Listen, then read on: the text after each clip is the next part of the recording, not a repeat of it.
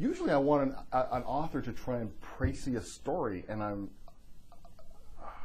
don't even think it's kind of like telling you to sample a symphony. I don't even know where to start with. 1968 to 1972 America. This is it. Yeah. That's it. Yeah. And I lived through it. Wacky time. Wacky time. I'm 10, 11 years older than you. It's a book about iconography. Look at the iconography of this book. Armored car heist. Right. Armored car heists are iconographic. Yep. The two left wingers, Karen and John, a racist provocateur falling in love with a black woman. Sal Mineo, is in it. It's full of funny shit. It's deliberately outrageous and entertaining. You go to the Dominican Republic. I'll tell you the story about the Dominican Republic. I looked at a map at some point. There is the continuing thread from the Cold 6000 of the mob wants to plant casinos somewhere in the Caribbean or Central America to make up for the money they lost when Castro took over Cuba. I am a I'm the smartest guy on earth in a lot of ways. I'm a very diligent and meticulous thinker. I can't do arithmetic very well.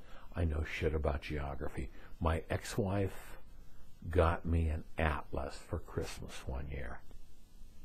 And all of a sudden, I saw the Dominican Republic is next to Haiti in the Caribbean, within striking distance of Cuba. I already had the armored car heist. I had the closeted gay cop, the black guy. I had the black militant groups. What do you got in fucking Haiti?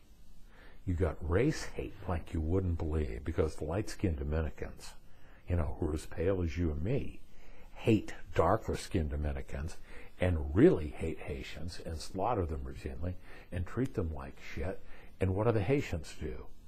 They speak French, they dress outrageously, and they concoct herbs that'll bomb your ass into the Twilight Zone. And it's all cool shit. So when I was interviewed by the Paris Review, my answer kept being to this very impressionable young man, it's cool shit. It ties in with black militants, the riots in Chicago, J. Edgar Hoover and his racist agenda, these bad guys who killed, Martin Luther King, the bad white guy in love with a black woman. It's cool shit. Sometimes you got to put stuff in a book because it's cool shit. And Haiti is full of cool shit. So I have a researcher, a good friend of mine, my ex-wife's best friend. She loves to travel. I hate to travel. I like taking women away for the weekend. 2-hour car trip. I sent Kateri Butler to the Dominican Republic. It's too hazardous for you. We can't go to Haiti. You and I are marks in Haiti. Bad fucking juju for you and me in Haiti. Kateri went to the Massacre River, saw gators chomping on dead black people, garbage strewn everywhere. Fuck this shit. I'm not going over there. They've got diseases they haven't invented acronyms for yet. She took some pictures. She came back with some recipe for voodoo herbs, and I wrote the fucking book. A lot of it is just cool shit. It took me a bit. This is the first time I've read one of your books, and it took me a little bit to get into the way you write, and because it's a very staccato. This is less so. Yep. But you could juggle the story, right? Yeah. The stories intersect from the get-go. Yep. Right? It wasn't the story. It was the actual sentences. It's very, it's always like subject, verb, then the rest of the sentence, and it's just boom, and it takes a while before you go, okay, now I'm clicking with it. But it took me a bit.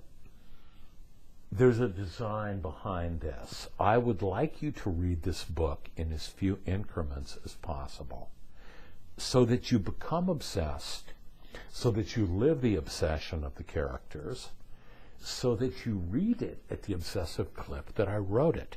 You'll also comprehend it a lot better. You'll get the emotions, you'll get the lives of the people. Everybody is always thinking. Don Crutchfield, based on a real-life character. I'll give you his email address if you'd like to talk to him. Wayne Tedrow and Dwight Hawley are brilliant, brilliant, brilliant, brilliant, indefatigable men. Joan Klein is a brilliant woman. Karen Safakis is a brilliant woman. Scotty Bennett, brutal as he is a brilliant man. Marsh Bowen is a brilliant man. I have not had a cadre of brilliant people like this in a book everywhere. Even Sal Mineo, has the repartee, the je ne sais quoi, to spar with Don Crutchfield.